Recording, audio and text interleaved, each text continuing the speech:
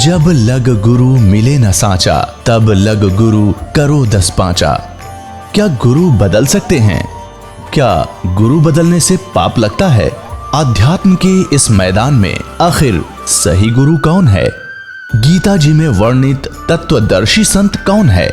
इन सभी प्रश्नों के उत्तर जानने के लिए अवश्य सुनिए जगत गुरु तत्वदर्शी संत रामपाल जी महाराज के मंगल प्रवचन।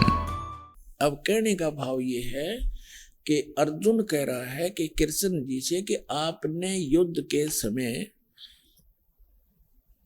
जो मुझे गीता वाला ज्ञान बताया था, मैं बुद्धि के दोष से भूल गया, मुझे वही ज्ञान फिर बताओ। अब श्री कृष्ण जी क्या कहते हैं देखिए, वैशंपायन जी कहते हैं अर्जुन के ऐसे कहने पर वक्ताओं में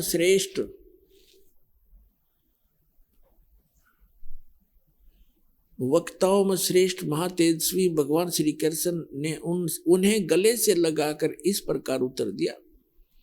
श्री कृष्ण बोले, अर्जुन, उस समय मैंने तुम्हें अत्यंत गोपनीय विषय का श्रवण कराया था, अपने स्वरूपभूत धर्म सनातन पुरुषोत्तम तत्व का परिचय दिया था और नित्य लोकों का भी वर्णन किया था, किंतु तुमने जो अपनी नासमझी के कारण उस उपदेश को याद नहीं रखा, यह जानकर मुझे बड़ा खेद हुआ। इन बातों को अब पूरा समझ होना संभव नहीं जान पड़ता। श्री कृष्ण जी के बोल हैं, ये सुन जानते पढ़ियो। पांडुनंदन, निश्चय तुम बड़े श्रद्धाहीन हो, तुम्हारी बुद्धि अच्छी नहीं जान पड़ती। अब मेरे लिए उस उपदेश को ज्यों का त्यों दोहरा देना कठिन है, क्योंकि उस समय योग युक्त होकर मैंने परमात्म तत्व का वर्णन किया था। पुण्यात्माओं, ये भी एक विचलित आत्मा होती है। अब देखो, जैसे दास सत्संग कर रहा है और प्रथम बार कोई श्रोता इसको सुन रहा है, आज के सत्संग को मुश्किल से वो 60% याद रख सकता है, मुश्किल से। और फिर 1 हफ्ता 10 दिन के बाद, महीने 2 महीने के बाद वो मुझे मिले और मुझसे कहे, जी वो सत्संग आपने किया था वो फिर से सुनाना, तो मैं तुरंत सुना दूंगा। यदि मैं अपने होश हवास में बोल रहा हूं और मैं ये कहूं कि तेरी बुद्धि अच्छी नहीं है, तू श्रद्धाहीन व्यक्ति है, तूने वो सत्संग याद क्यों नहीं रखा, और मैं ये कहूं मुझे तो अब याद नहीं, कोई बात हुई या? इसे सिद्ध है कि श्री कृष्ण नहीं बोल रहा था गीता का ज्ञान, उसके अंदर वो काल बोल रहा था प्रवेश करके। अब उसको कुछ भी याद नहीं। फिर कहता उससे मैंने योग युक्त होकर के वो ज्ञान बोला था। योग युक्त का अर्थ होता है परमात्मा से कनेक्ट हो जाना। इसे सिद्ध है कि परमात्मा कोई अन्य है जिससे वो कनेक्ट होने की बात कर रहा है। और जब युद्ध के मैदान में इसे भयंकर स्थिति में योग युक्त हो सकता है, अब पीस माइंड पीस है, उस टाइम तो शांति है, तो उसमें और जल्दी हो जाना चाहिए था योग युक्त, जबकि बिजली गिर गई। वास्तविकता यह है कि श्री कृष्ण जी ने योग ज्ञान पता ही नहीं ना उन्होंने बोला। उन्होंने फिर आगे इसमें अपने सत्र का ज्ञान दे रखा, वो गीता से मेल भी नहीं खाता। इससे आगे गीता है अलग से लिखी हुई है, वो तो गीता से मेल भी नहीं खाता, कह भी नहीं मिलता आपस में। तो कहने का भाव यह है कि श्री कृष्ण में प्रवेश करके यूं काल बोल रहा था। इसके बहुत से प्रमाण हैं। जैसे अब पहले तो ये प्रसंग क्लियर करता हूं कि जैसे अब श्री कृष्ण में प्रवेश करके काल बोला था, और ये काल कौन है? ये ब्रह्मा विष्णु महेश के पूज्य पिताजी हैं। और गीता अध्याय नंबर 4 के श्लोक नंबर 5 और 9 में ये क्या कहता है कि अर्जुन, तेरे और मेरे बहुत जन्म हो चुके, तू नहीं जानता, मैं जानता हूं। मेरे जन्म और कर्म अलौकिक हैं। इसके कर्म अलौकिक कैसे है? जैसे श्री कृष्ण में प्रवेश करके प्रेत की तरह गीता का ज्ञान बोल दिया। अब आज तक यही रट लगा रखी थी, श्री कृष्ण जी ने गीता बोली, श्री कृष्ण जी ने गीता बोली, और बोली काल ने कृष्ण जी को तो पता भी नहीं मैंने बोला क्या था गीता में। श्रीमद् भगवत गीता अध्याय नंबर 7 के श्लोक नंबर 24 और 25 में ये स्पष्ट करता है गीता ज्ञानदाता कि अर्जुन, ये बुद्धिहीन मनुष्य जो सामने खड़े हैं आज, ये सोच रहे होंगे कि मैं श्री कृष्ण हूं। ये मुझ अव्यक्त को व्यक्तिम आपनम मनन्ते अबुझा, मुझ अव्यक्त को, व्यक्त माने गुप्त रहता हूं, मैं अपनी योग माया से छुपा रहता हूं, कभी किसी के सामने नहीं आता। और श्री कृष्ण जी तो सामने खड़े थे, श्री कृष्ण होते ये वचन कहते तो सामने खड़े थे, वो छुपे का। तो ये कहता मैंने प्रतिज्ञा, मेरी ये अटल प्रतिज्ञा है तो ये घटिया, पर मैं ये मेरी अटल प्रतिज्ञा, अविनाशी प्रतिज्ञा है, मैं कभी किसी के सामने नहीं आता। तो ये क्या करते रहे, जैसे आपने आपको बहुत बार दिखाया है श्री शिव पुराण के अंदर, शिव महापुराण के अंदर, रुद्र संहिता के अंदर आता है, एक बार ब्रह्मा और विष्णु का इस बात पर युद्ध हो गया। ब्रह्मा जी कहते हैं मैं सारी सृष्टि का रचनहार हूं और आपकी भी उत्पत्ति मेरे से हुई है, विष्णु जी को कहते हैं। और विष्णु जी कहते हैं कि आप मेरी नाभि कमल से उत्पन्न हुए हो, मैं सबका, सारी सृष्टि का रचने वाला मैं हूं, सबका पिता हूं, तू मेरा पुत्र है। ब्रह्मा जी कहते विष्णु जी के तू मेरा पुत्र है। अब इनको ये भ्रम कैसे हुआ, इनको ये भ्रम ऐसे होता है जैसे ऋषि लोगों ने समाधिस्थ होने की चेष्टाएं की और इसने प्रतिज्ञा कर रखी है मैं कभी अपने ओरिजिनल रूप में दिखाई नहीं दूंगा, किसी को दर्शन नहीं दूं। तो इसने क्या की, ये क्या करता है, जैसे ऋषि महर्षियों ने समाधिस्थ हुए और समाधि दशा में किसी को ब्रह्मा के रूप में दर्शन दे दिए, तो उसने, उस ऋषि ने सब जगह जो है गुणगान कर दिए कि ये ब्रह्मा जी स्वयं मालिक है, ये अपने आप को छुपाए बैठे हैं, ये जगत पिता है, मैंने समाधि दशा में इनके दर्शन हुए। इस बात से ब्रह्मा जी फूल गए, 10, 20, 50 ने ऐसे कह दिया और किसी को विष्णु जी के रूप में दर्शन दे दिए। तो उसने कहा कि विष्णु जी यही पूर्ण परमात्मा है, मैंने समाधि दशा में इनके दर्शन हुए, ये अपने आप को छुपाए हुए, ये जगत के मालिक हैं, जगत के रचने वाले हैं, ये सारा समर्थ है। तो उससे विष्णु जी को भ्रम हो गया कि मैं ही रचने वाला हूं, सारे मुझे ही कहने लग रहे। किसी को शंकर भगवान के रूप में दर्शन दे दिए समाधि दशा में, अंदर अंतःकरण में। तो उसने बता दिया कि शंकर भगवान जो ये बैठे तमोगुण, यही सर्वशक्तिमान है, कालज्ञ मृत्युंजय सर्वज्ञ सर्वपुरुष, सारी सृष्टि के रचना। तो यहाँ वहां ब्रह्मा और विष्णु जी को भ्रम हो गया, तो उनका युद्ध हो गया। फिर वो बीच में एक स्तंभ खड़ा करा, पिलर खड़ा करा, लिंग, तो उन दोनों का युद्ध समाप्त किया। तब ये काल आ गया अपने पुत्र शिव का रूप धारण करके, ये अपने वास्तविक रूप में नहीं आता। इसका वास्तविक रूप कौन सा है, जो श्रीमद् भगवत गीता का ज्ञान देते समय युद्ध के मैदान में दिखा था इसने, 1000 भुजा का है, ये सहस्रा बाहु है। ये ब्रह्मा विष्णु महेश केवल 4 भुजा बना सकते हैं, दुर्गा केवल 8 भुजा बना सकती है, इससे ज्यादा नहीं है। और ये 1000 भुजा से लेकर और 10 भुजा और 4 भुजा और 2 भुजा में बना सकता है। तो ये ऐसे अपना वास्तविक रूप इसका वो 1000 भुजा, वो काल रूप है, वो इसका वास्तविक रूप है। तो उस वास्तविक रूप में ये कभी किसी को दर्शन नहीं देता, इसने प्रतिज्ञा कर रखी है। तो इसी का एक प्रमाण दिखाते हैं श्री विष्णु पुराण के अंदर कि एक बार राक्षसों का और देवताओं का युद्ध हो गया। देवता युद्ध में हार गए और राक्षस विजयी हो गए। देवता वहां से भागकर समुद्र के किनारे जाकर के तपस्या करने लगे, हे भगवान, हे सच्चिदानंद, हे सर्वशक्तिमान, हे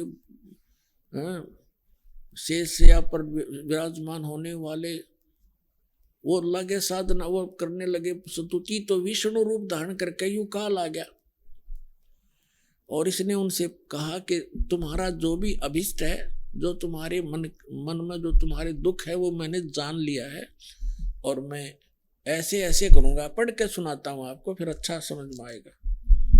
ये देखिएगा श्री विष्णु पुराण, गीता प्रेस, गोरखपुर से प्रकाशित।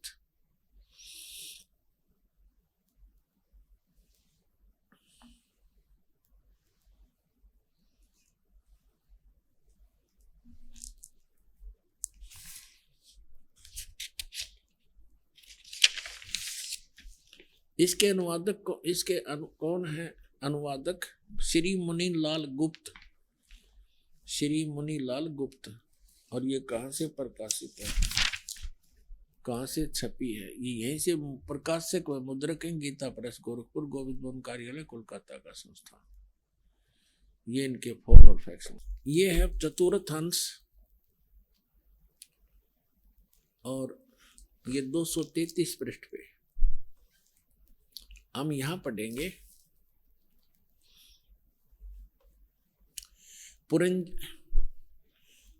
पुरंजय का भी दूसरा नाम पुरंजय का भी एक दूसरा नाम पड़ा। यहां लिखा कि पूर्व काल में त्रेता युग में एक बार अति भीषण देव असुर संग्राम हुआ। देवताओं और राक्षसों का युद्ध हुआ। उसमें महाबलवान दैत्य गण से पराजित हुए देवताओं ने भगवान विष्णु की आराधना की। तब आदि अनंत शून्य अशेष जगत प्रतिपालक श्री नारायण ने देवताओं को प्रसन्न होकर कहा, आप लोगों का जो कुछ अभिष्ट है वह मैंने जान लिया है। उसके विषय में यह बात सुनिए। राज ऋषि ससाद का जो पुरंजय नामक पुत्र है, उस अक्षत्रिय श्रेष्ठ के शरीर में मैं अंश मात्र से अवतीर्ण हो गए, यानी कुछ समय के लिए उसमें प्रवेश करूंगा, इस पुरंजय के शरीर में उस होकर उन संपूर्ण दैत्यों का नाश करूंगा। तुम लोग पुरंजय को दैत्यों के वध के लिए तैयार करो। अब इसके कहता है मेरे कर्म अलौकिक हैं। ये कर्म अलौकिक क्यों है कि पुरंजय के अंदर जो पुरंजय को खड़ा कर लिया, असुर और देवता आमने सामने युद्ध के लिए खड़े हो गए और युग काल जो है पुरंजय के शरीर में प्रवेश कर गया और वो राक्षसों को मार डाला। अब और दिखाता हूं 243 पृष्ठ पे। ये है चतुर्थ अंश ही चल रहा है, श्री विष्णु पुराण चतुर्थ अंश ही चल रहा है। ये अध्याय 3 का श्री विष्णु पुराण 242 पृष्ठ पे तीसरा अध्याय। यहाँ पूर्व काल में रसातल में मोने नामक 6 करोड़ गंधर्व रहते थे। उन्होंने समस्त नाग कुल के प्रधान रतन और अधिकार छीन लिए थे। गंधर्वों के पराक्रम से अपमानित उन नागेश्वरों द्वारा स्तुति किए जाने पर उसके स्वर्ण करने से जिनकी विकसित कमल सदृश आंखें खुल गई हैं, निंद्रा के अंत में जागे हुए उन जलसाई भगवान सर्वदेवेश्वर को प्रणाम कर उनसे नागगण ने कहा, भगवान इन गंधर्वों से उत्पन्न हुआ हमारा भय किस प्रकार शांत हो। तब आदि अनंत भगवान पुरुषोत्तम ने कहा, युग काल आ गया विष्णु रूप धारण करके, योनासव के पुत्र मानधाता का जो प्रकुत्स नामक पुत्र है उसमें प्रविष्ट होकर मैं उन संपूर्ण दुष्ट गंधर्वों का नाश कर दूंगा। यानी प्रकुत्स में प्रविष्ट करके उसमें प्रवेश होकर भूत की तरह बढ़कर प्रेत की तरह प्रवेश होकर के मैं संपूर्ण गंधर्वों का नाश कर दूंगा। इति सिद्धम के ये काल ऐसे अलौकिक कर्म करता है। इसी प्रकार इसने श्री कृष्ण में प्रवेश करके गीता जी का ज्ञान बोला है। समझदार को संकेत पर्याप्त है।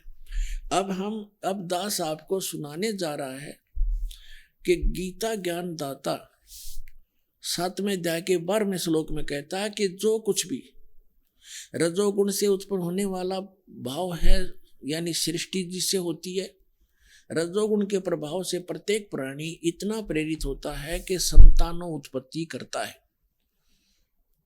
और सतोगुण से होने वाला भाव है, यानी सतोगुण से एक दूसरे में प्रेम मोह ममता, उससे मोह जागृत होता है, ममता बनती है एक दूसरे। और तीसरे से संहार क्रोध तमोगुण, जो तमोगुण से होने वाला यानी शिवजी से होने वाला जो भाव है वो संहार है। ये तीनों जो कुछ भी हो रहा है उसका निमित्त कारण मैं हूं, गीता ज्ञानदाता कहता है। ये काल है।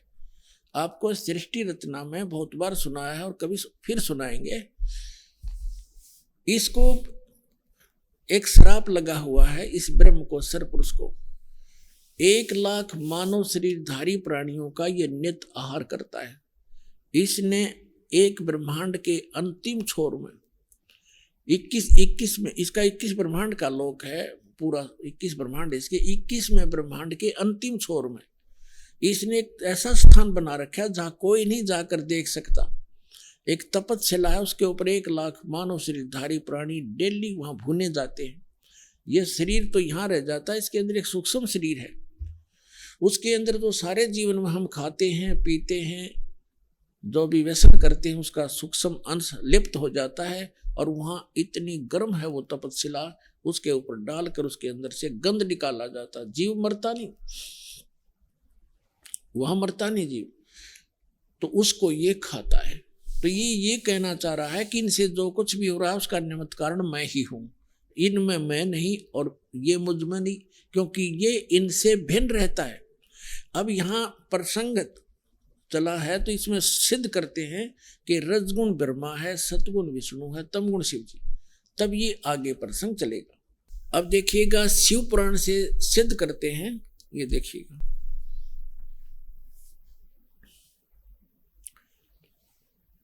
ये गीता प्रेस गोरखपुर से प्रकाशित है।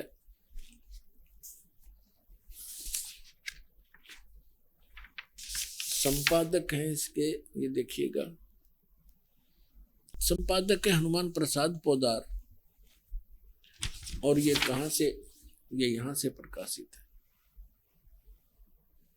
ये है रुद्र संहिता और संक्षिप्त शिव पुराण, पृष्ठ नंबर 110 पे, गीता प्रेस गोरखपुर से प्रकाशित, सचित्र मोटा टाइप।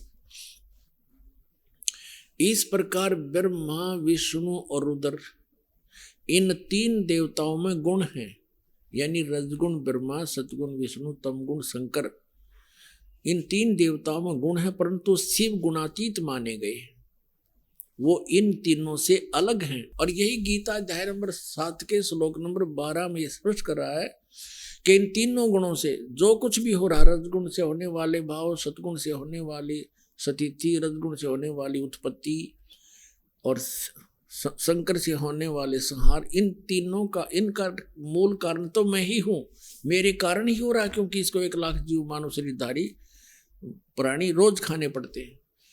और फिर ये कहता मैं इनमें नहीं और ये मुझ में नहीं। अब ये खुद यहाँ भी खुद कह रहा कि वो इनसे न्यारे हैं, भिन्न हैं। अब ये कंसेप्ट और क्लियर करना पड़ेगा। यहाँ एक और शंका उत्पन्न हो जाएगी कि ब्रह्मा विष्णु रुद्र, तो रुद्र अन्य भी है, एक जो 8 रुद्रों का, 11 रुद्रों का सरदार है, वो रुद्र अलग है, और उन सभी रुद्रों का मुखिया ये शंकर भी है, तमोगुण शंकर, इसलिए इसको भी रुद्र कहते हैं, और 11 रुद्र अन्य भी है।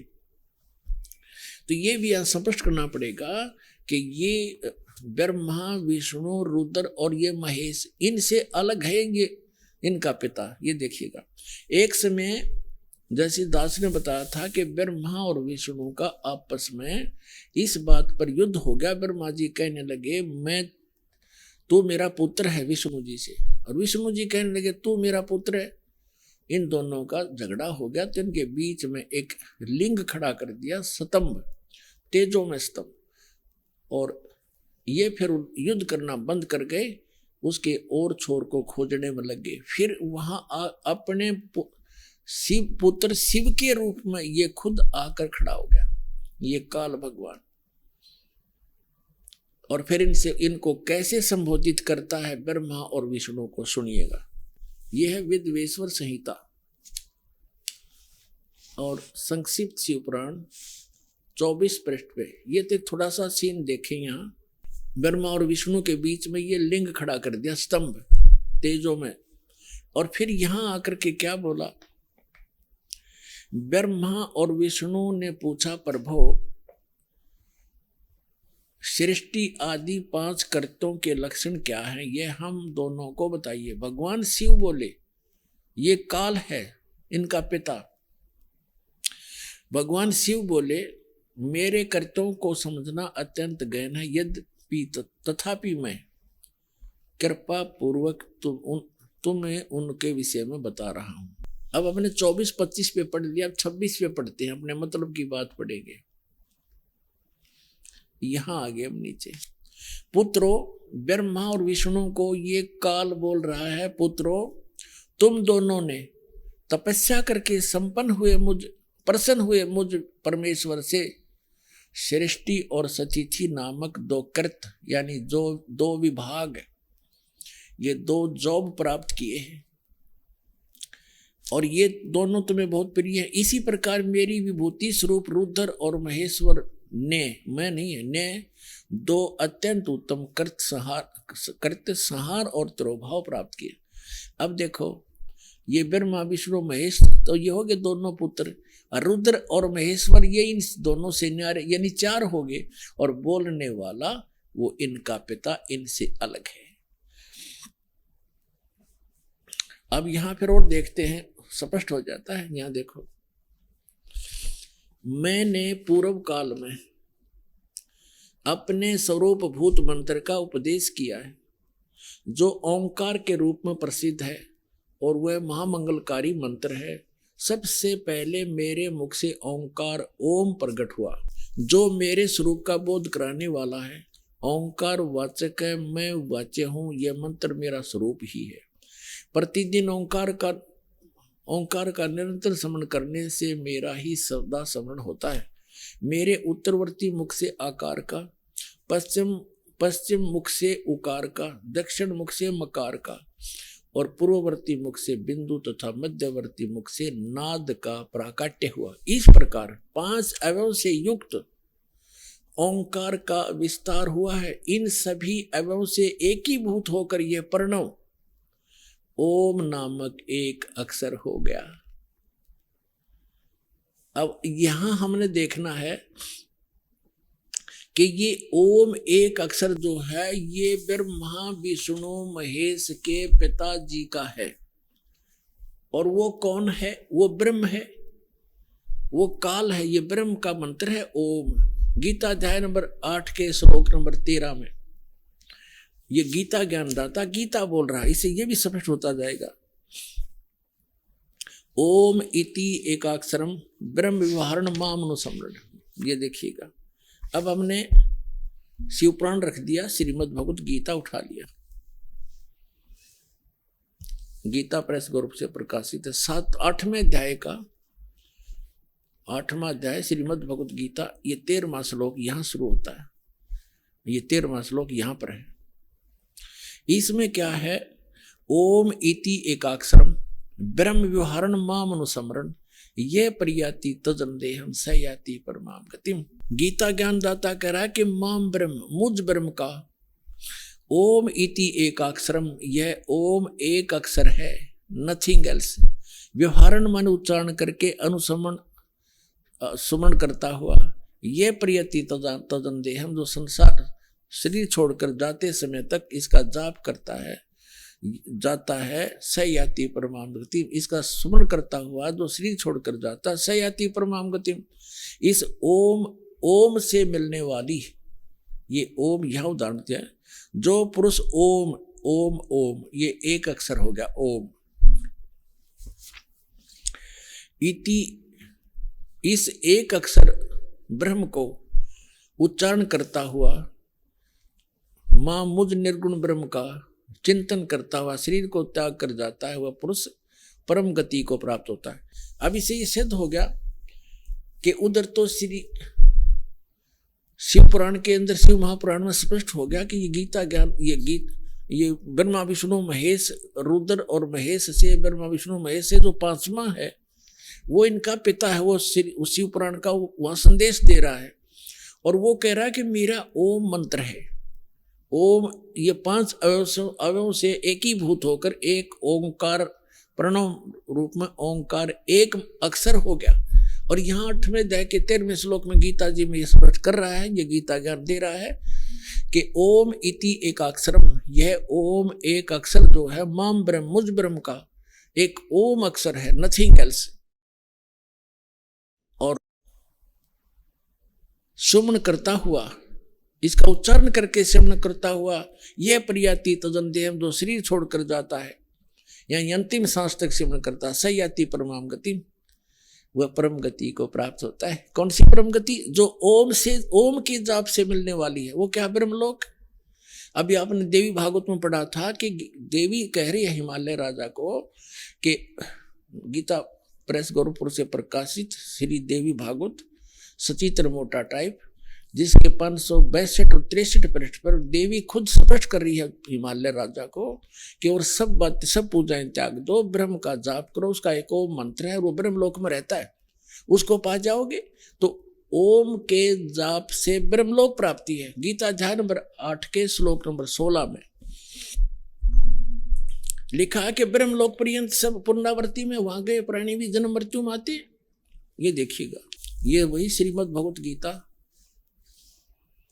इसके 8वें अध्याय के अब 16वें श्लोक में क्या कहा है कि हे अर्जुन, ब्रह्मलोक पर्यंत सब लोग पुनरावृत्ति में, पुनरावृत्ति का इन्होंने यहां विश्लेषण भी किया है, अर्थात जिनको प्राप्त होकर पीछे संसार में आना पड़े ऐसे।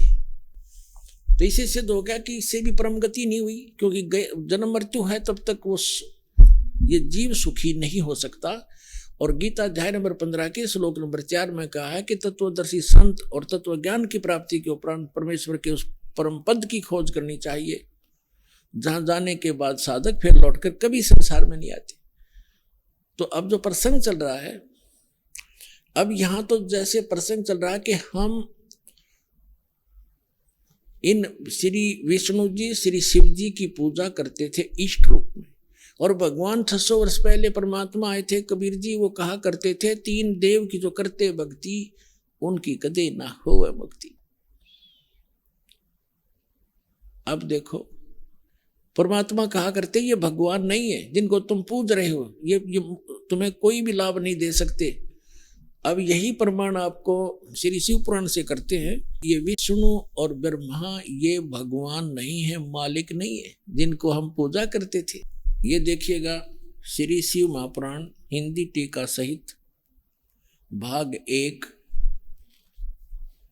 ये कहाँ से प्रकाशित है? ये है श्री शिव महापुराण विद्या अवरिधि पंडित ज्वाला प्रसाद जी मिश्र कृत हिंदी टीका सहित, ये सारा देख लो। खेमरा श्री कृष्णदास प्रकाशन मुंबई 4, अब इसको मुंबई बोलते हैं। इसको आपको ले चलते हैं विद्वेश्वर संहिता के 11 पृष्ठ पे। ये देखिएगा पृष्ठ नंबर 11, शिव महापुराण पृष्ठ नंबर 11, विद्वेश्वर संहिता भाग 1 अध्याय 6 में नंदीकेश्वर बोले, हे योगेंद्र, आगे एक समय विष्णु भगवान शेष शैया पर अपने गरुड़ आदि पार्षदों से संयुक्त लक्ष्मी सहित शयन करते थे, विश्राम कर रहे थे। उस समय ब्रह्म ज्ञानियों में श्रेष्ठ ब्रह्मा जी अपनी इच्छा से वहां आए। सब प्रकार से सुंदर सेज पर शयन करते हुए कमल लोचन भगवान विष्णु से पूछने लगे, तुम कौन हो जो मुझे देखकर अभिमानी पुरुष के समान शयन करते हो? वत्स बेटा उठो, देखो मैं तुम्हारा स्वामी आया हूं। ब्रह्मा जी बोले विष्णु जी को, मैं तुम्हारा मालिक आया हूं। आए हुए गुरु को देखकर जो अभिमान करता है उस द्रोही मूड का प्रायश्चित होना उचित है। यह सुनकर विष्णु जी के अंतर में तो क्रोध हुआ, लेकिन ऊपर से दिखाया नहीं, बाहर से शांत रहे और बोले, वत्स बेटा तुम्हारा मंगल हो, बैठो इस आसन पर विराजो। इस समय तुम्हारा नेत्र कुटिल और मुख वक्र क्यों है, यानी टेढ़ा मुंह क्यों कर रहा है, आंखें टेढ़ी क्यों कर रखी है क्रोध में? ब्रह्मा जी बोले, वत्स विष्णु, हे बेटा विष्णु, तुमको समय के प्रभाव से अभिमान है। हे पुत्र, मैं तुम्हारा रक्षक और जगत का पितामह हूं। विष्णु जी बोले, यह तो सब जगत मुझ में स्थित है, तुम चोर के समान किस प्रकार अपना कहते हो? तो मेरी नाभि कमल से उत्पन्न हुए हो, इससे मेरे पुत्र हो, मुझे पुत्र कहना व्यर्था है। नंदिकेश्वर बोले, इस प्रकार ब्रह्मा विष्णु दोनों ही रजोगुण से मुक्त होकर विवाद करने लगे। मैं श्रेष्ठ हूं, मैं स्वामी हूं, ऐसा कहकर एक दूसरे को मारने की इच्छा से युद्ध करने में उत्सुक हुए। तब संपूर्ण देवता विमान में बैठकर उस महा अद्भुत युद्ध को देखने चले आए और आकाश से उनके ऊपर फूल बरसाने लगे। वारे देवताओं, अकल देखो इन देवताओं की। दो भाई लड़के मरने को तैयार हैं और ऊपर से फूल बरसाने को मरो कटके। शाबाश, बहुत अच्छा कर रहे हो। या परमात्मा कहते हैं दास गरीब या चूक धरोधर ऊपर से लेकर नीचे तक बिजली पड़ रही है। अरे देवता कमावे और उन युद्ध मरते ने देखे, उन्होंने तो नीचे आकर हाथ जोड़ना चाहिए था, उनके बीच में खड़ा हो जाना चाहिए था। ये भगवान लड़ा नहीं करते। आप हमारे पूज्य होकर भी लड़ रहे हो तो हमारे ऊपर क्या असर पड़ेगा। अरे ये नो के ऊपर तो फूल बरसावे, लड़ो मर के, मरो लड़के। ये हमारे देवता है तेरा गजब भाई। अब ये ज्यादा ना हम अपने मतलब का लेंगे, इससे सारांश लेते हैं। फिर क्या हुआ कि इनके बीच में उस काल भगवान ने, इनके पिता ने एक स्तंभ खड़ा कर दिया, पिलर, जिसको लिंग बोलते हैं। बहुत तेजों में, बहुत उसका और छोर कुछ नहीं था। तब ये दोनों उसके लड़ना बंद कर दिया और छोर खोजने में लगे। फिर वो स्वयं आ गया और उनसे क्या कहने लगा, देखिएगा। अब पढ़ेंगे विद्वेश्वर संहिता पृष्ठ, ये 17 पृष्ठ पे। ये पहले 11 पर पढ़ा था, अब 17 पर पढ़ रहे हैं। विद्वेश्वर संहिता भाग 1 अध्याय 9, वो 6 में पढ़ा था। अब यहाँ क्या, नंदिकेश्वर बोले, इस प्रकार भगवान ने उन नम्र हुए ब्रह्मा और विष्णु को अनुग्रह करके युद्ध में अनुग्रह करके ये कहा, उन दोनों की अज्ञानता और वैर को दूर करने के अर्थ दोनों से कहा भगवान ने। इस काल ने, इनके पिता ने क्या कहता है कि मेरे सकल और निष्कल भेद से 2 स्वरूप हैं, परंतु और ईश्वर नहीं। इस कारण से ये 2 स्वरूप नहीं हो सकते।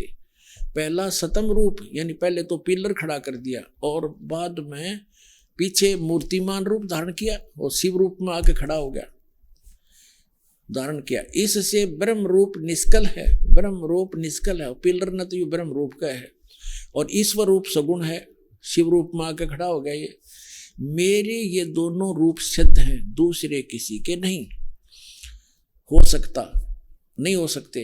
इस कारण तुम दोनों को अथवा दूसरों को, ब्रह्मा और विष्णु को कह रहे हैं, ईश्वरत्व की प्राप्ति नहीं हो सकती। तुम दोनों ने अज्ञान से अपने को ईश माना, अपने को भगवान मान लिया। ये बड़ा ही अद्भुत हुआ। इसके दूर करने को ही मैं रण स्थान में आया। अब तुम दोनों अपना अभिमान त्याग कर मुझ ईश्वर में अपनी बुद्धि लगाओ। मेरे प्रसाद से लोक में सब अर्थ प्रकाश करते हैं। यहाँ क्या कहता, मैं ही ब्रह्म हूँ, मैं ही परब्रह्म हूँ और मेरा ही अकल रूप है। ब्रह्म होने से मैं ईश्वर हूँ, अनुग्रह आदि का ही मेरा कर्तव्य है। अब ये हमने जो लेना है वो यही लेना था। आगे देखिए, अब हम आगे 18 पृष्ठ में, वो 17 पृष्ठ था। अब हम अध्याय 10 पढ़ेंगे, विद्वेश्वर संहिता भाग 1 का। ये 10वां 9वां यहाँ समाप्त हो जाता है, ये 10वां प्रारंभ होता है। यहाँ आ गया नीचे। हे पुत्रो, ब्रह्मा और विष्णु को कहता है वो शिव, इनका पिता जो शिव रूप में खड़ा है, यह कृत आपने तप से प्राप्त किए हैं, जो कि सृष्टि की उत्पत्ति और पालन कहता है, जो मैंने प्रसन्न होकर तुम्हें दिया है। हे पुत्रो, यह कृत आपने तप से प्राप्त किया है, जो सृष्टि की उत्पत्ति और पालन कहता है, सो मैंने प्रसन्न होकर तुम्हें दिया है। इसी प्रकार दूसरे दो कृत रुद्र और महेश को ये चार सिद्ध करने थे दास ने, और पांचवा ये बोल रहा है, हे पुत्रो, ये तो ब्रह्मा और विष्णु के विषय में कह दिया कि जो सृष्टि की उत्पत्ति और पालन ये मैंने तुमको दिए हैं। इसी प्रकार दूसरे दो कृत रुद्र और महेश को प्रदान किए हैं, परंतु अनुग्रह कृत कोई भी पाने को समर्थ नहीं है। सो पूर्व के कर्म तुमने। अब यहाँ ये क्या, इससे ये क्या सिद्ध हुआ? एक तो ये सिद्ध हो गया कि विष्णु और ब्रह्मा, रुद्र और शंकर, इनसे अलग है ये गीता का जो शिव पुराण का ज्ञान दे रहा है। और ये कह रहा है ब्रह्मा और विष्णु को कि तुम ईश नहीं हो, और उसी कैटेगरी के ये रुद्र और महेश्वर बताया इसने, तुम भगवान नहीं हो। इससे सिद्ध है कि हम जिसकी पूजा किया करते विष्णु और शंकर की, ये भगवान नहीं थे। और ये हमारे देव, ये हमारे धर्म गुरु आचार्य शंकराचार्य और जितने मंडलेश्वर, ये नहर सीखवा थे, न कख भी पता नहीं था इन हमारे सदग्रंथों का, इनके अंदर कैसा निर्णायक ज्ञान है। तो अब हम अपने उस प्रसंग पर आते हैं। एक तो ये सिद्ध हो गया कि इसमें एक और शंका का समाधान करते हैं। इसी शिव पुराण के अंदर जो खेमराज श्री कृष्ण के दास मुंबई के प्रकाशन में है, उसमें क्या है, उसमें ये स्पष्ट किया है कि जैसे ये क्या कहता है कि मेरा एक ओंकार मंत्र है, और जैसे हमारे ये धर्म गुरु क्या बताया करते हैं, इस अनुवाद जो किया है ना गीता प्रेस गोरखपुर से प्रकाशित में शिव पुराण में, उसमें उन्होंने गलती कर रखी है।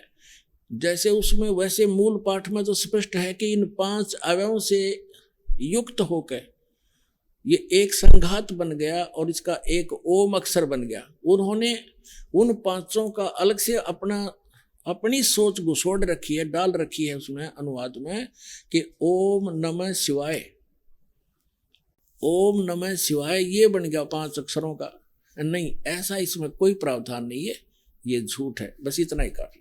अब ये प्रसंग स्पष्ट हुआ कि जिनकी हम पूजा किया करते थे, ये ब्रह्मा विष्णु और शंकर, ये भगवान नहीं है, ये ईश नहीं है। स्पष्ट कर दिया, हमारे सदग्रंथों ने ही स्पष्ट कर दिया। अब हम जिस प्रसंग पर आज आगे बढ़ेंगे, अब हम उसको निर्णय करते हैं कि रजगुण ब्रह्मा है, सतगुण विष्णु, तमगुण शिव जी।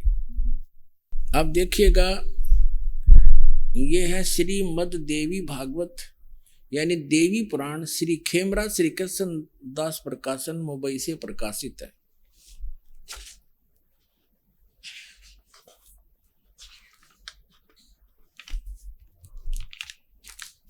अथ देवी भागवतम सभाष्टिकम समात्यम, खेमराज श्री कृष्ण दास प्रकाशन मुंबई 4 से प्रकाशित।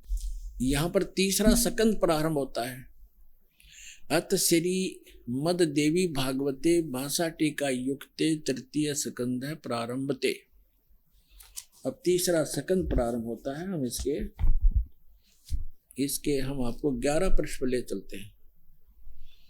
ये 11 पृष्ठ पे 5वां अध्याय, इसमें यहाँ हम पढ़ेंगे 5वें अध्याय का 8वां श्लोक। हे मात्र, ये 7वां समाप्त हुआ। हे माता, यदि हमारे ऊपर सदा आप दया युक्त हो तो हमको तमोगुण में किस प्रकार प्रदान किया। शंकर भगवान बोल रहे हैं, ब्रह्मा रजोगुण और हरि सतगुण युक्त क्यों किए, युक्त किए, किस प्रकार किए। अब यहाँ संस्कृत भी पढ़ेंगे हम। ये संस्कृत है, ये हिंदी यहाँ पर हमने पढ़ी है। ये 8वां श्लोक है। यदि दया धर्मना न सदा अंबिके कथम अहम, यदि दया धर्मना न सदा अंबिके कथम अहम विहित है, किस प्रकार मैं बना दिया हे अंबिके, हे माता, तमोगुण और कमल जय, कमल से उत्पन्न होने वाले ब्रह्मा को रजोगुण संभव, रजोगुण क्यों बना दिया। और सुवित किमु सतोगुण हरि, और विष्णु जी को आपने सतोगुण किस प्रकार बनाया, क्यों बनाया। देखो इस बात से ये हमारे ये देवता भी परिचित हैं कि जो हम कर रहे हैं ये अच्छा नहीं हो रहा। इसलिए तो ये कह रहे हैं कि यदि आप हम पर दया युक्त हो तो हमारे को ऐसा क्यों बना दिया, हमसे एक से ब्रह्मा से निकल रहे उसकी तरंगों से सब प्राणी प्रभावित होते हैं और सृष्टि उत्पत्ति करते हैं, बच्चे पैदा करते हैं, और विष्णु जी से निकल रही तरंगों से एक दूसरे में ममता में फंसे पड़े हैं और मेरे से फिर एकदम संहार होता है। ये ऐसा क्यों हो रहा है? यदि आप हम पर दयालु हो, हमें ऐसे गुणों वाले क्यों बना दिया? मुझे तमोगुण क्यों बना दिया? और शंकर जी को सतोगुण और शिव जी को तमोगुण क्यों बना? इति सिद्धम रजगुण ब्रह्मा सतगुण विष्णु तमगुण शिव जी। तीसरा एक तो आपको शिव पुराण में बता दिया कि रजगुण ब्रह्मा विष्णु महेश इन तीनों देवताओं में गुण है, और वो शंकर इनसे न्यारा है, वो गुणातीत माना गया। और अब आपको सिद्ध करते हैं मार्कंडेय पुराण में। मार्कंडेय पुराण गीता प्रेस गोरखपुर से प्रकाशित के 123 पृष्ठ पर देखिएगा।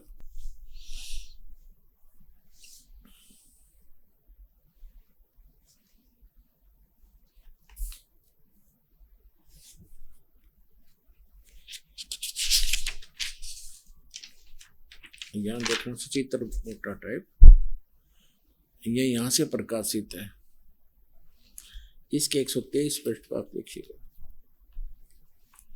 ये 123 पृष्ठ है।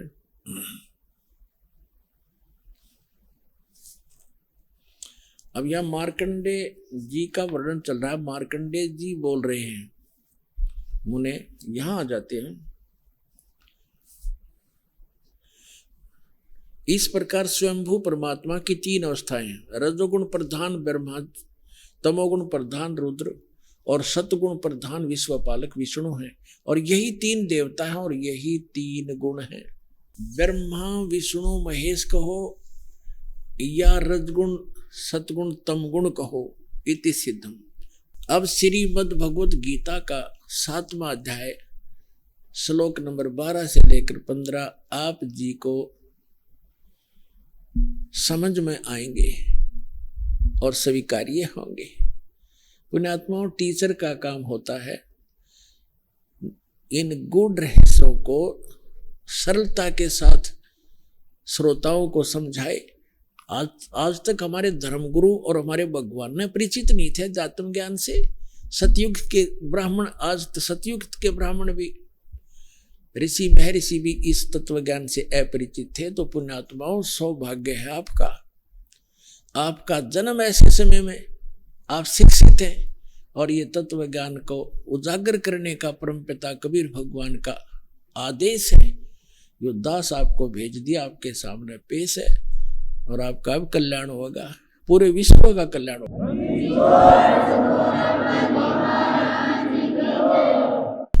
अब इति सिद्धम रजगुण ब्रह्मा सतगुण विष्णु तमगुण शिव जी। और अब देखिएगा श्रीमद् भगवत गीता, जयदाल गोयत का इसके अनुवादक है। 7वें अध्याय का हम वही 12 से लेकर 15 पढ़ेंगे। ये देखिएगा, अब ये बहुत आसानी से हमारे समझ में होगा और स्वीकार्य होगा। अब इसमें क्या कहा है? और भी जो सतगुण से उत्पन्न होने वाले भाव हैं और जो रजोगुण से तथा तमोगुण से होने वाले भाव हैं, उन सबको मुझसे ही होने वाले हैं ऐसा जान, परंतु वास्तव में उनमें मैं और वे मुझ में नहीं हैं। अब ये कौन है? रजगुण ब्रह्मा सतगुण विष्णु तमगुण शिव जी से अन्य है जो गीता ज्ञान दे रहा है। अब आगे ये क्या कहता है देखिएगा 13वें श्लोक में, 7वें अध्याय श्रीमद् भगवत गीता का। गुणों के कार्य रूप सात्विक राजस और तामस, इन तीनों प्रकार के भाव से ये सारा संसार प्राणी समुदाय मोहित हो रहा है। इन तीनों गुणों से परे ब्रह्मा विष्णु महेश से अलग जो युग काल है ब्रह्म है, मुझ अविनाशी को नहीं जानता। आगे देखो,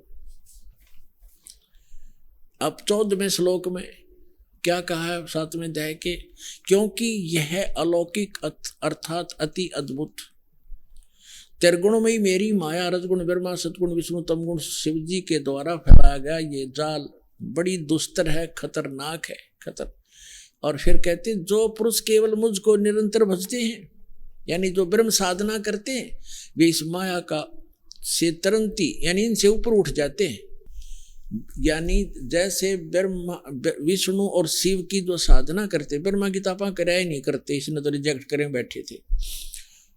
जो विष्णु और शिव की भक्ति करते हैं उनसे उनको बहुत कम लाभ मिलता है, और ब्रह्म की साधना करने वाले ब्रह्मलोक में चले जाते हैं, वहाँ काफी समय तक, और वहाँ ज्यादा सुख सुविधाएं हैं। लेकिन ब्रह्मलोक में गए हुए प्राणी 20 जन्म मृत्यु के अंदर ही है। इसलिए ये स्वयं स्वीकार करता गीता ज्ञानदाता अध्याय नंबर 4 के श्लोक नंबर 5 और 9 में, गीता अध्याय नंबर 2 के श्लोक नंबर 12 में, गीता अध्याय नंबर 10 के श्लोक नंबर 2 में कि अर्जुन तेरे और मेरे बहुत जन्म हो चुके हैं, तू नहीं जानता, मैं जानता हूं, मेरे कर्म और जन्म अलौकिक है। इसलिए ये कहता है कि मेरा साधक भी मेरी ही 7वें अध्याय के 18वें श्लोक में आगे आएगा कि मेरी साधना करनी भी अनुत्तम है, घटिया है, क्योंकि जन्म मृत्यु ना साधक की मिटे ना मेरी मिटे, खुद कहता है। इसलिए 18वें अध्याय के 62वें श्लोक में कहा कि अर्जुन तू सर्वभाव से उस परमेश्वर की शरण में जा, उसकी कृपा से तू परम शांति को और सनातन परम धाम को प्राप्त होगा।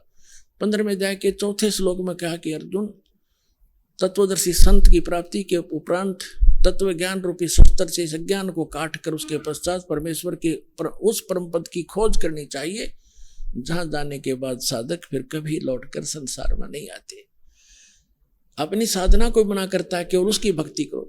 अब यहाँ जो प्रसंग चल रहा है ये क्या कह रहा है कि ये यदि ब्रह्मा विष्णु महेश से ऊपर उठकर मेरी भी साधना करें, इनसे अच्छा लाभ तो मैं दे दूं।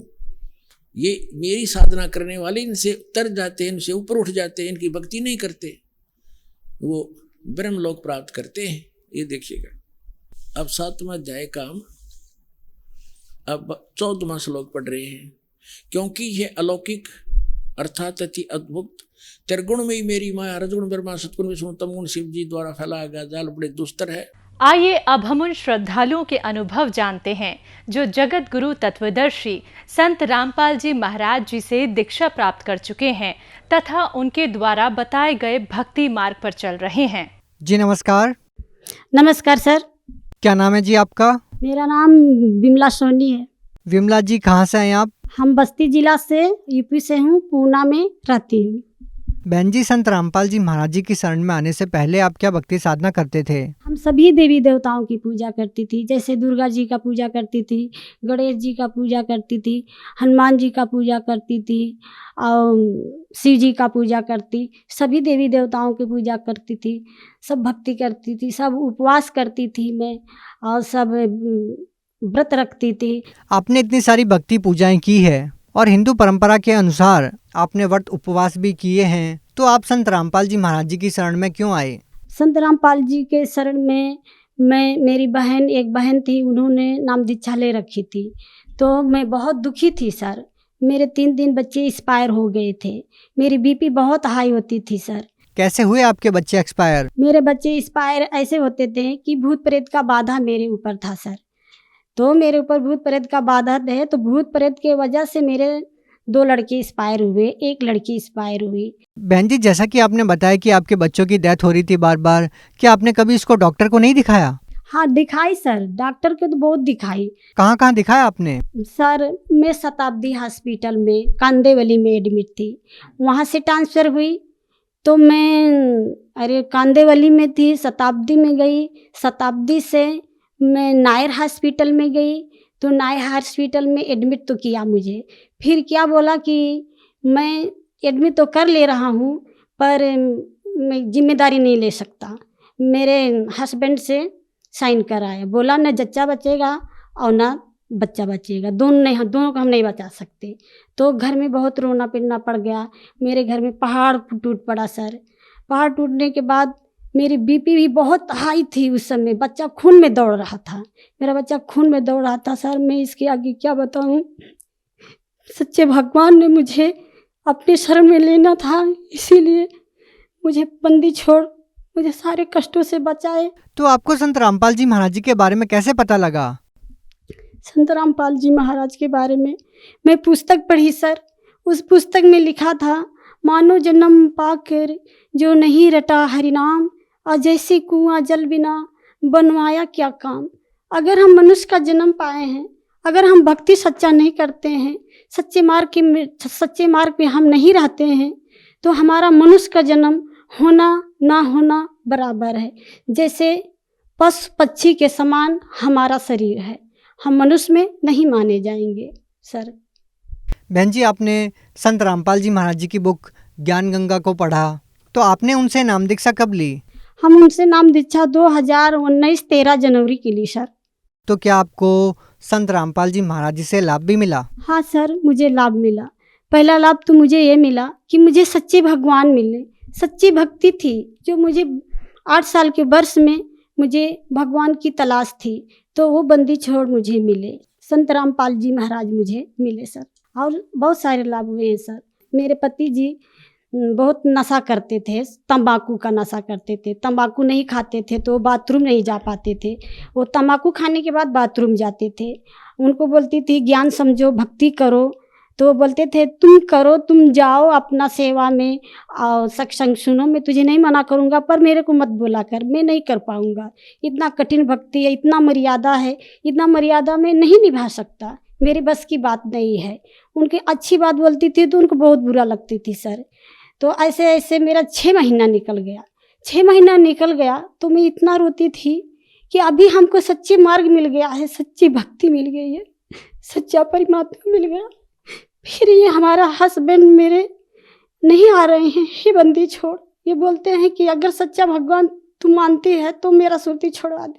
संत रामपाल जी महाराज का ऐसा कृपा हुआ, ऐसा दया बख्शी परमात्मा बंदी छोड़ संत रामपाल जी महाराज कि उनकी सुरती छूट गई और उनके मुंह में छाले आने लगे, उनकी उल्टी आने लगी सर, उनकी नशा छूट गई और उन्होंने भक्ति मार्ग पे आ गए और रोने लगे कि चलो सच्चे परमात्मा हैं, सच्चे भगवान हैं, इनके साथ चल के हम भी नामदान लेंगे। हम भी संत रामपाल जी महाराज से तभी जुड़े सर। नाम लेने से पहले सर मेरे 3 बच्चे एक्सपायर हुए, वो भी मेरे भूत प्रेत के बाधा से। मैं बहुत जगह गई, साधु संतों के पास गई, ओझा के पास गई, सबके पास गई, पर कहीं से हमें लाभ नहीं मिला, कहीं से हमें राहत नहीं मिला सर।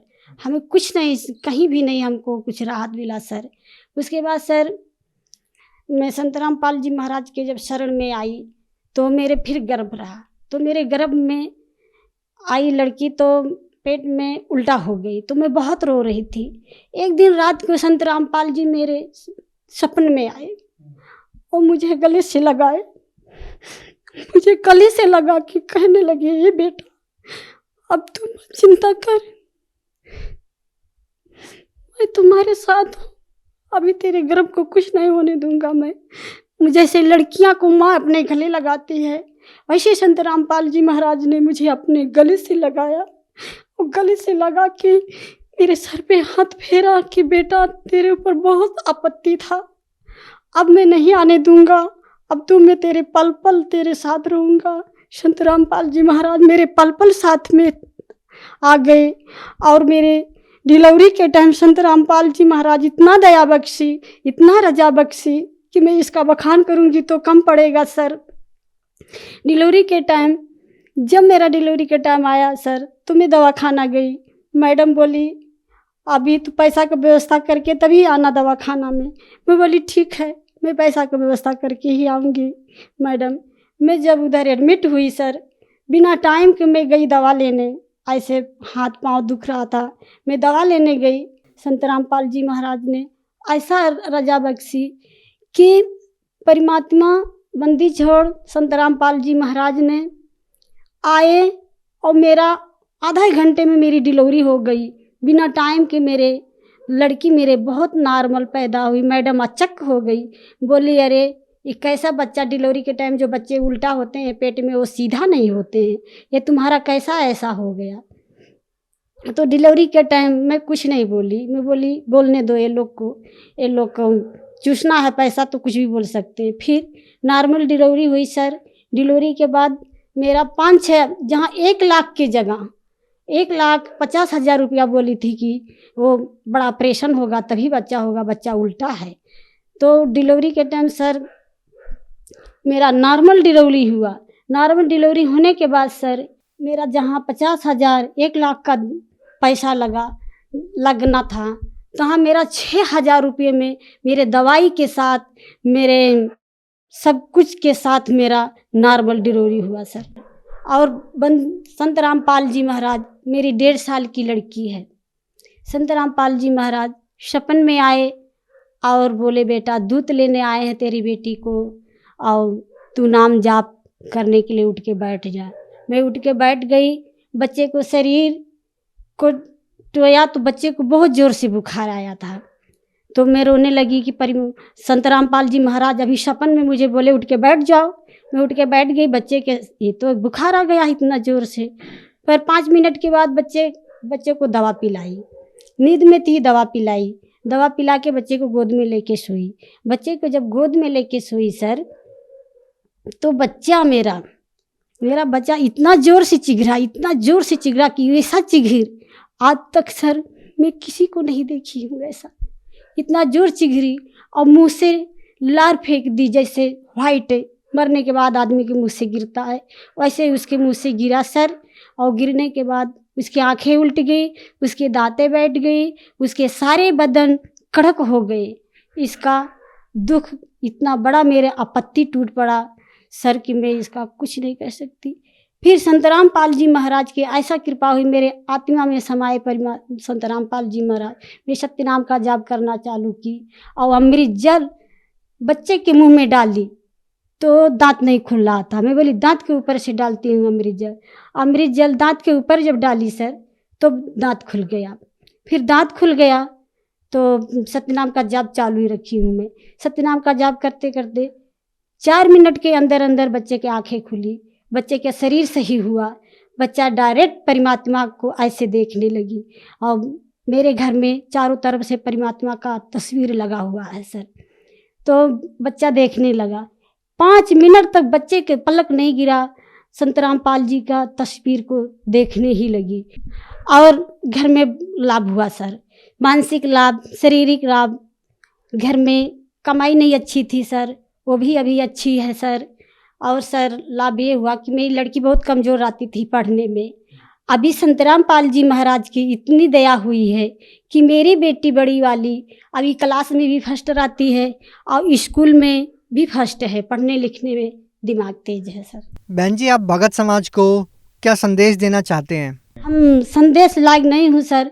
मैं अपने भाई बहनों से प्रार्थना कर सकती हूँ, सभी भाई बहनों, अपने रिश्तेदारों, अपने भाई बहनों सभी से ही प्रार्थना कर सकती हूँ कि आप आओ और नाम लो, सत्संग सुनो। भिन्न भिन्न चैनलों पे सत्संग आता है, उसे सुनो, समझो और ज्ञान लो। और नीचे एक पीली पट्टी आती है, उस पे मोबाइल नंबर लिखा रहता है और एड्रेस पता लिखा रहता है। SMS कीजिए और जगह जगह नाम केंद्र खुला हुआ है, उस पर संपर्क कीजिए और नाम दीक्षा लेके अपना जीवन मनुष्य का सफल कीजिए। बहुत बहुत धन्यवाद। सत्साए।